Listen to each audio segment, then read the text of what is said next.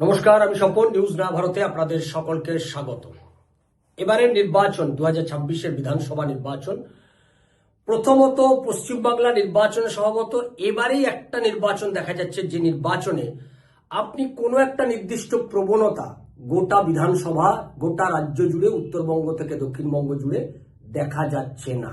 কোনো স্বাভাবিক প্রবণতা নেই, অনেকটা নিশ্চুপ, নিস্তব্ধ। এবারের নির্বাচন অনেকটা আঞ্চলিক ইস্যু ভিত্তিক। যে বিধানসভা, সেই বিধানসভাতে সেখানকার অঞ্চলের যে ইস্যু, সেই ইস্যু ভিত্তিক লড়াই হবে। এই বিধানসভা নির্বাচনে তৃণমূল কংগ্রেস অনেকটা কনসলিডেট দেখা যাচ্ছে, তাদের মধ্যে বিদ্রোহ অনেক কম। উল্টো দিকে বিজেপির মধ্যে বিদ্রোহ একটু বেশি। কিন্তু হলে কি হবে, তৃণমূল কংগ্রেসের যেটা মূল শক্তি পুলিশ প্রশাসন, সেই পুলিশ প্রশাসন তৃণমূল কংগ্রেসের হাতে আর থাকছে না। নির্বাচন কমিশন এবার কড়া অবস্থান নিয়েছে।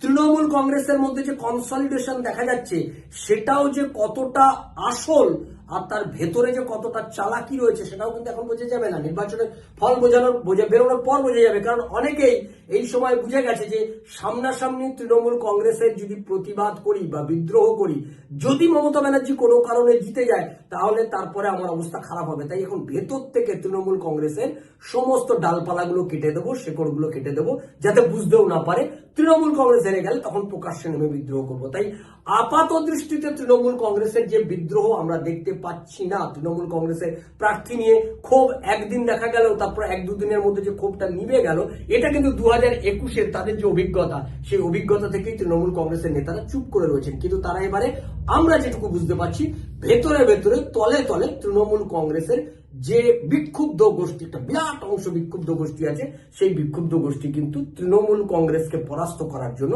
তারা নানান রকমের ইকুয়েশন তৈরি করবে। সেগুলো 2026-এর বিধানসভা নির্বাচনের ফল বেরোলেই বোঝা যাবে সেটা কতটা কার্যকরী হলো। এদিকে নির্বাচন কমিশন যে কাজটা করছে, মমতা ব্যানার্জির আসলে যেটা প্রাণ ভোমরা প্রশাসন, পুলিশ, সেই প্রাণ ভোমরাকে তিনি ওখান থেকে কেড়ে নিয়েছেন।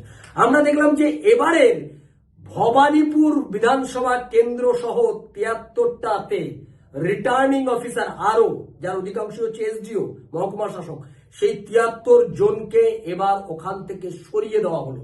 এর আগে আমরা দেখেছি মুখ্য সচিবকে সরিয়েছে, স্বরাষ্ট্র সচিবকে সরিয়েছে, কলকাতা পুলিশ কমিশনারকে সরানো হয়েছে, রাজ্য পুলিশের ডিজিকে সরানো হয়েছে, এডিজি আইন শৃঙ্খলা তাকে সরানো হয়েছে, একাধিক ডিএম ডিআইজি সব সরিয়ে দেওয়া হয়েছে। এরাই হচ্ছে তৃণমূল কংগ্রেসের মূল প্রাণ ভোমরা। তৃণমূল কংগ্রেসের লোকেরা, নেতারা, কর্মীরা এবং তৃণমূল কংগ্রেস যে যাদেরকে মোবিলাইজ করে গোটা অঞ্চলে উত্তেজনা তৈরি করে, গোটা অঞ্চলটাকে নিয়ন্ত্রণ করার চেষ্টা করে, সেই পুলিশ প্রশাসনের একটা বড় অংশকে ইতিমধ্যেই নির্বাচন কমিশন সাফ করে দিয়েছে। তার পাশাপাশি আমরা গতকাল দেখলাম যে 73 জন রিটার্নিং অফিসারকে সরিয়ে দিয়েছে। এই 73 জন রিটার্নিং অফিসারের মধ্যে উল্লেখযোগ্য ভবানীপুরের আরো রিটার্নিং অফিসার, তাকে সেখানে যাকে আনা হয়েছে সুরজিৎ রায়, 2011 সালের WBCS, সেই সুরজিৎ রায় আসাতে মমতা ব্যানার্জির বিরাট বিপদ হয়ে গেছে। অর্থাৎ মমতা ব্যানার্জি যাদেরকে ব্যবহার করে নির্বাচনে জয়যুক্ত হতে চায়, এমনকি ভবানীপুর বিধানসভা কেন্দ্রে মমতা ব্যানার্জি শেষ পর্যন্ত লড়াই করে তিনি টিকে থাকতে পারবেন কিনা, এটাও কিন্তু খুব বড় প্রশ্নের মুখে পড়ে গেছে। যে ভবানীপুরে কি আবার নন্দীগ্রাম পার্ট 2 দেখতে পাবো? 2021-এর নন্দীগ্রামের রিপিট কি আমরা আবার ভবানীপুরে দেখতে পাবো? এই প্রশ্ন কিন্তু তৃণমূল কংগ্রেসের অভ্যন্তরে হয়েছে। কয়েকদিন আগে অহিন্দ্র মঞ্চে, চেতলার অহিন্দ্র মঞ্চে মমতা ব্যানার্জি, অভিষেক ব্যানার্জি গিয়ে কর্মী সভা করেছে, এবং সেই কর্মী সভাতে আমরা যা খবর পেলাম, বিভিন্ন পাড়া থেকে লোককে ফোন করে করে ডাকা হচ্ছে যে আপনারা আসুন, কর্মী সভায় লোক হয়নি। এরকম একটা ভয়ানক অবস্থায় কিন্তু ভবানীপুর বিধানসভা কেন্দ্র রয়েছে। তার পাশাপাশি আমরা দেখলাম যে এই যে আরো চেঞ্জ করে দিয়েছে, তার মধ্যে কোচবিহার, তুফানগঞ্জ, জলপাইগুড়ি, মালদা সদর, মুর্শিদাবাদের লালবাগ, ব্যারাকপুর, বিধাননগর, বারাসাত, ক্যানিং, বারুইপুর, আলিপুর, হাওড়া সদর, হুগলি সদর, তমলুক, কাঁথি, হলদিয়া, এগরা, ঘাটাল, দুর্গাপুর, আসানসোল, এই সমস্ত জায়গায় নতুন এসডিও নিয়োগ করা হয়েছে। তুফানগঞ্জের এসডিও হয়েছে শান্তনু কর্মকার, জলপাইগুড়িতে নির্মল ঘরামি, ব্যারাকপুরের এসডিও হয়েছে যাদব সূর্যভান আচ্ছেলাল, হাওড়া সদরের এসডিও হয়েছে বিবেক পঙ্কজ। সবচেয়ে বেশি রদবদল হয়েছে উত্তর 24 পরগনা জেলাতে, কারণ উত্তর 24 পরগনা জেলাতে এবার বিজেপির ফলাফল ভালো হওয়ার সম্ভাবনা রয়েছে।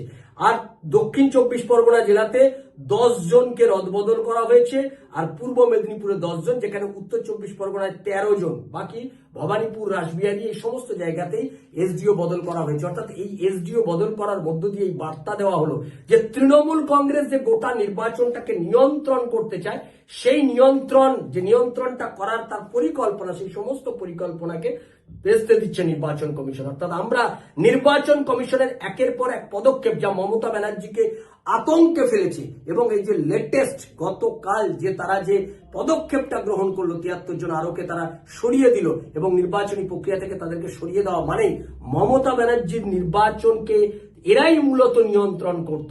আইপ্যাক এদেরকে দিয়েই গোটা নির্বাচন প্রক্রিয়াটাকে নিয়ন্ত্রণ করত। এবার নির্বাচন প্রক্রিয়া, তারপরে নির্বাচনের পরে যে রেজাল্ট, এই দুটো প্রক্রিয়া রয়েছে। আমরা সেই বিষয়গুলোর উপর নজর রাখবো। তবে আমি তার পাশাপাশি একটি কথা আপনাদেরকে বলবো, বেহালা পশ্চিমেও কিন্তু নির্বাচন প্রক্রিয়াটা তৃণমূল কংগ্রেস নিয়ন্ত্রণ করার চেষ্টা করবে। এবারে বেহালা পশ্চিমে বিধানসভা নির্বাচনে যেহেতু আমি নির্দল প্রার্থী হিসেবে কন্টেস্ট করছি, এবং সেখানে বিক্ষুব্ধ তৃণমূলের বিরাট ভোট আমি পাবো, আমি সেখানে সিপিএম এর বিরাট ভোট পাবো, আমি সেখানে বিজেপি মানে হিন্দুদের ভোট, সেই হিন্দু ভোটও আমি পাবো, সব মিলে আমি যেহেতু ওখানে একটা জেতার জায়গায় রয়েছি, তাই ওখানেও আমাদের একটা নজর রাখতে হবে যে নির্বাচন কমিশন ওখানে ঠিক মতো যাতে তাদের এই নির্বাচন প্রক্রিয়াটা সুষ্ঠুভাবে সম্পন্ন করতে পারে। তৃণমূল কংগ্রেস যদি ওখানে প্রশাসনিকভাবে ওটাকে নিয়ন্ত্রণ করতে না পারে, সেটাও নজর রাখতে হবে। যদিও আমরা আর যারা আমাদের গীতা এবং উপনিষদ সংগ্রহ করতে চান, পিভিসি কার্ডে গীতা উপনিষদ গোটা পশ্চিমবাংলা জুড়ে সনাতনীদেরকে ঐক্যবদ্ধ করার জন্য যে কাজ আমি চালিয়ে যাচ্ছি বিগত 2 বছর ধরে, সেই গীতা উপনিষদ যারা সংগ্রহ করতে চান তারা আমাদের সঙ্গে যোগাযোগ করবেন। 7044244525 এই হোয়াটসঅ্যাপ নাম্বারে আপনি আপনার নাম, ঠিকানা, পিনকোড আর ফোন নাম্বার দিয়ে যোগাযোগ করবেন। ভালো থাকবেন, সঙ্গে থাকুন নিউজ নয়া ভারতের। নিউজ নয়া ভারত আপনার কথা বলে। নমস্কার।